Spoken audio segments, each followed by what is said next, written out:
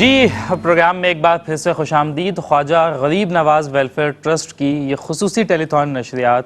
افطار ڈرائیو کے حوالے سے اور راشن ڈرائیو کے حوالے سے جاری ہے۔ علماء کرام ہمارے ساتھ موجود ہیں، ثنا خوان رسول بھی موجود ہیں، بات چیت بھی علماء کرام سے جاری ہے اور وقتاً فوقتاً کلام بھی پروگرام میں شامل کرتے رہتے ہیں۔ آپ تک خواجہ غریب نواز ویلفیئر ٹرسٹ کی یہ اپیل پہنچانی ہے کہ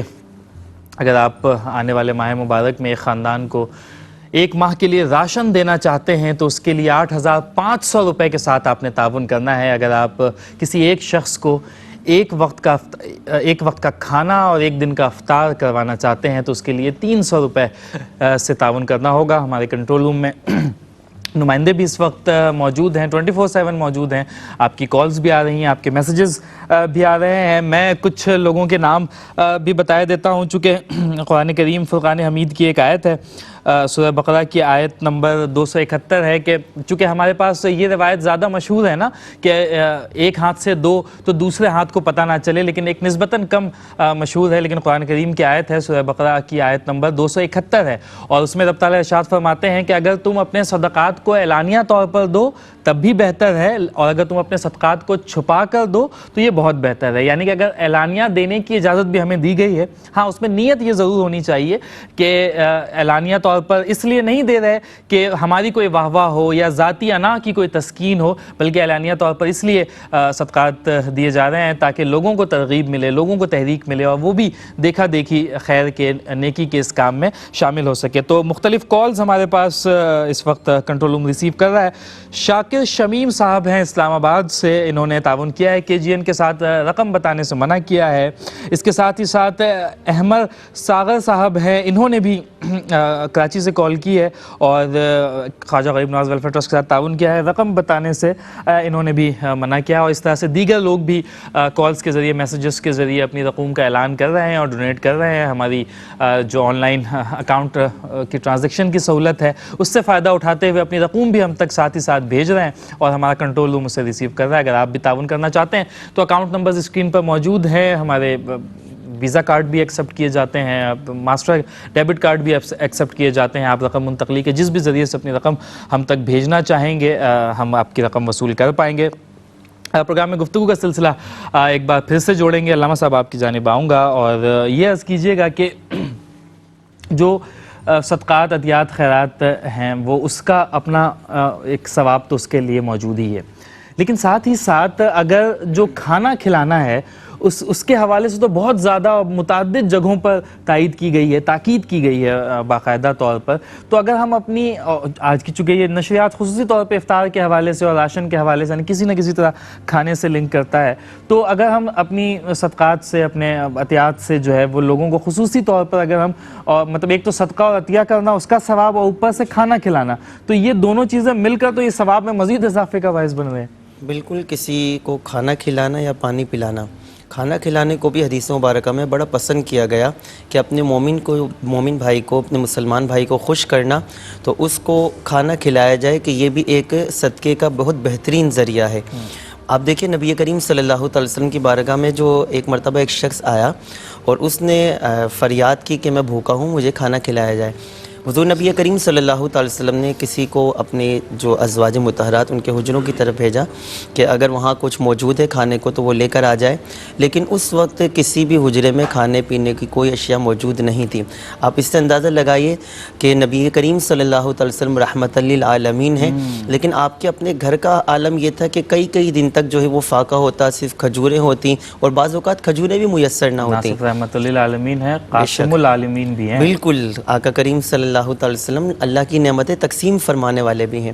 تو جب کوئی چیز وہاں پر موجود نہ تھی تو آپ نے صحابہ کے مجمع میں فرمایا کہ کون ہے جو اللہ تبارک و تعالیٰ کے اس مہمان کی آج مہمان نوازی کرے گا۔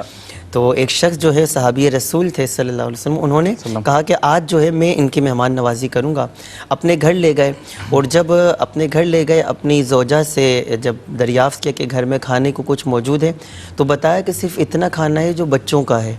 یعنی ان کا اپنا بھی نہیں ہے، صرف بچوں کا کھانا ہے. تو انہوں نے کہا کہ اس طرح کرنا کہ جب کھانے کا وقت ہو تو تم چراغ کو صحیح کرنے کی بدولت اٹھ جانا اور اس کو بند کر دینا، بند کر دینا، اور پھر کیا کرنا کہ کھانا سامنے لگا دینا، اور ہم صرف ویسے ہی اپنا ہاتھ اٹھائیں گے، اپنے منہ چلاتے رہیں گے، ایسا لگے گا ہم کھا رہے ہیں، اور کھانا مہمان کے آگے رکھنا تاکہ وہ آرام سے کھا لے.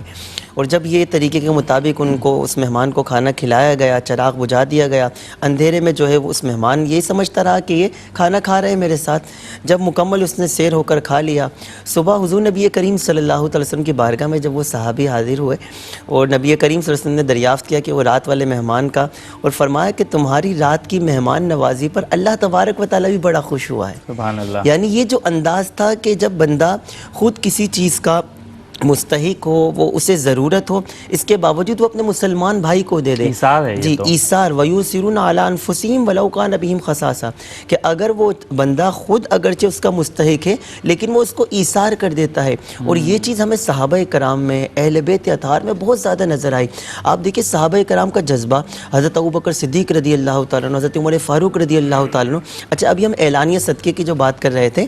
نبی کریم صلی اللہ تعالی وسلم نے صحابہ کرام کے مجمع میں بعض اوقات اعلان فرمایا کہ اب دین اسلام کو ضرورت ہے. تو کوئی صحابی کوئی مال لے کر آیا. حضرت ابوبکر صدیق کا جو مشہور واقعہ ہے کہ اپنے گھر کا سارا ساز و سامان لے آئے. حضرت عمر فاروق رضی اللہ تعالیٰ نے اپنے گھر کا آدھا ساز و سامان لے آئے. تو یہ ایک اعلانیہ صدقہ بھی تھا کہ اپنے گھر کا سارا سامان لے کر حضور نبی کریم صلی اللہ علیہ وسلم کی بارگاہ میں تشریف لے آئے. اور پھر آپ دیکھیں ان کو جزا بھی کیا دی. نبی کریم صلی اللہ علیہ وسلم نے کیا فرمایا کہ جبریل امین ابھی حاضر ہوئے اور انہوں نے اپنے اس کرتے میں بٹن کی جگہ کانٹے لگائے تھے. جب دریافت کیا تو بتایا کہ ابو بکر نے اپنا سارا ساز و سامان آپ کی راہ میں پیش کر دیا، آپ کے سامنے پیش کر دیا کہ اللہ تبارک و تعالیٰ کی راہ میں خرچ کیا جائے، اور بٹن تک نکال کے وہاں پر کانٹے لگائے. اللہ تبارک و تعالیٰ کو یہ ادا اس قدر پسند آئی کہ آج تمام فرشتوں کو حکم دیا گیا کہ وہ بھی اسی طرح کا لباس پہنے. تو یہ صحابہ کرام کا، اہل بیت اطہار کا اگر ہم معاملہ دیکھیں کہ جب ان کو اپنے گھر میں کسی چیز کی ضرورت تھی لیکن باہر کوئی مستحق آیا، فقیر آیا، مسکین آیا، قیدی آئے،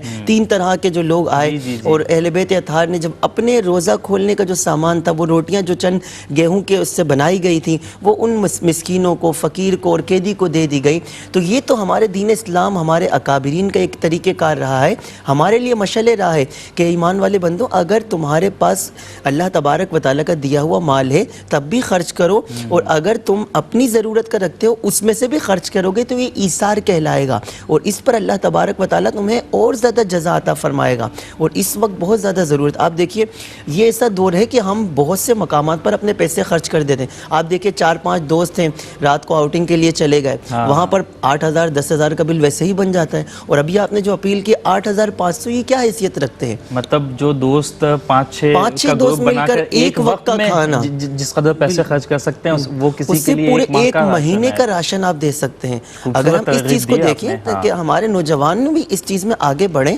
کہ جہاں وہ اگر مہینے میں 2-3 مرتبہ جاتے ہیں، چھوٹا سا ایثار کسی کے پورے ماہ کے لیے کافی ہو جائے گا. اگر سب مل کر مہینے میں 3 مرتبہ جاتے ہیں، 2 مرتبہ چلے جائیں، 1 مرتبہ کا جو ہے وہ یہاں پر عطیہ کر دیں، تو یہ ایک مہینے کا کسی کا راشن. اور دوستوں میں بھی ایک بڑا اچھا ماحول جنم لے گا کہ وہ دوستوں کو یہ پتا ہوگا کہ ہم سارے مل کر جو ہے خیر کا کام کرتے ہیں. یہ جذبہ ہمارے نوجوانوں میں بھی آج کل بہت زیادہ ہے کہ اگر کوئی شخص ایک دوست اگر کسی کام میں آگے بڑھتا ہے تو باقی دوست بھی اس کے ساتھ آگے بڑھتے ہیں، اور یہ اللہ تبارک و تعالیٰ کی طرف سے عطا کردہ ہوتا ہے. اور مسلمانوں کے اندر یہ جذبہ فطری طور پر ہوتا ہے، بس اسے جگانے کی ضرورت ہوتی ہے. علامہ صاحب، دل جوئی کی اسلام میں بڑی اہمیت ہے، اور کسی کا دل دکھانا اسے بہت برا سمجھا جاتا ہے، اور یہی وہ وجوہات ہیں جس کی بنیاد پہ ہم یہ واقعات سنتے ہیں کہ کوئی غریب مسکین سائل دروازے پر آیا تو اپنے حصے کا بھی اسے دے دیا گیا. تو یقینی طور پہ اگر ہم کسی کا دل خوش کرتے ہیں، کسی کے لیے خوشی کا سامان پیدا کرتے ہیں، تو وہ بھی بڑے اجر کا کام ہوگا. اور اسی حوالے سے اگر ہم بچوں کا پرٹیکولرلی تذکرہ کر لیں کہ وہ بچوں کے لیے اگر ہم خوشی کا سامان مہیا کرتے ہیں، ہم اپنے بچوں کے لیے کوشش کرتے ہیں دنیا کی تمام نعمتیں ان کے لیے مہیا کر سکیں. تو جو یہ بچے بھی ہمارے ہیں، قوم کے بچے ہیں، ملت کے بچے ہیں، اگر ہم ان بچوں کے لیے بھی خوشیوں کا سامان مہیا کر سکیں. یہ وہ بچے ہیں دیکھ کر افسوس ہوتا ہے، کوئی میکینک کی دکان پر کام کر رہا ہے، کوئی کسی پنچر والے کے پاس کام کر رہا ہے، کوئی ریڑھی بانوں کے پاس ہے اور پیر میں چپلیں بھی نہیں ہیں، چہرہ بھی، کپڑے بھی ان کے ٹھیک نہیں ہیں، اور یہ سارا کچھ. اور ان بچوں کی ضروریات ہیں کیا؟ یہ انہیں کوئی 3 وقت کا کھانا مل جائے, کوئی چھوٹی موٹی چیزیں کھلونے مل جائیں, تو یہ کس قدر یہ بچے جو ہے وہ خوش ہو سکتے ہیں. یہ معصوم بچے ہیں, یہ ان کے چہروں پر آپ دیکھیں تو حسرت و یاس کی تصویر بنے, یہ ہم سے سوال کر رہے ہیں. اگر زبان حال سے نہیں کہہ رہے تو ان کی آنکھیں سوال کر رہی ہیں کہ یہ ہمارے. تو اگر ہم ان بچوں کی خوشی کے لیے کچھ سامان کر سکے تو یہ کس قدر مقبولیت کا باعث بنے گا. اصل میں ہمیں ہر چیز کو اپنے اوپر رکھ کے بھی سوچنا چاہیے کہ ہم اپنے بچے کے لیے اگر گھر میں کوئی چیز لے کر آتے ہیں, ان کی پسند کی کوئی کھلونا لے کر آتے ہیں, کوئی چیز لے کر آتے ہیں, تو ان کے چہرے پر کسی مسکراہٹ آ جاتی ہے, چہرہ کھل جاتا ہے. تو یہ جو دیگر ایسے لوگوں کے یا ایسی جگہ پر جہاں اس وقت راشن نہیں, وہ بچے جو پیاس سے بلک رہے, ہم اسی خوشی کو محسوس کریں کہ جب ہمارا یہ دیا ہوا عطیہ وہاں تک جائے گا, اور جب وہ اس ٹافی, بسکٹ یا جو بھی ان کی ضرورت کی چیز ہے وہ اس کے جب استعمال کریں گے, ان کے ہاتھ میں آئے گی, ان کی جو چہرے پر یہ مسکراہٹ آئے گی, اللہ تبارک و تعالی اس سے بڑا خوش ہوتا ہے. کسی مومن کے چہرے پر ویسے بھی اس کا دل خوش کرنا یہ بہت بڑی نیکی شمار کی گئی. تو بچے ہوتے ہیں, اور جب ان کے لیے ہم خوشی کا کوئی سامان کریں گے تو اللہ تبارک, اور ہم یہی سوچ لیں کہ نبی کریم صلی اللہ تعالی وسلم کے جو نواسے سیدنا امام حسن, سیدنا امام حسین رضی اللہ تعالیٰ عنہ, حضور نبی کریم صلی اللہ علیہ وسلم ان سے کتنی محبت فرمایا کرتے تھے. یہاں تک کہ اگر عبادت کے اندر, اور عبادت میں بھی سب سے افضل عبادت نماز کے اندر بھی اگر حضرت امام حسن یا حسین وہ آ کر آپ کی پشت پر بیٹھ جاتے, نبی کریم صلی اللہ علیہ وسلم سجدے سے اپنا سر نہیں اٹھاتے تھے. یعنی بچوں سے ایک لگاؤ, بچوں کو خوش کرنے کے لیے. بالکل حضرت عمر فاروق رضی اللہ تعالیٰ عنہ کا جو ہم جو واقعہ سنتے اور بیان کرتے رہتے ہیں کہ جب آپ رات کو بھیس بدل کر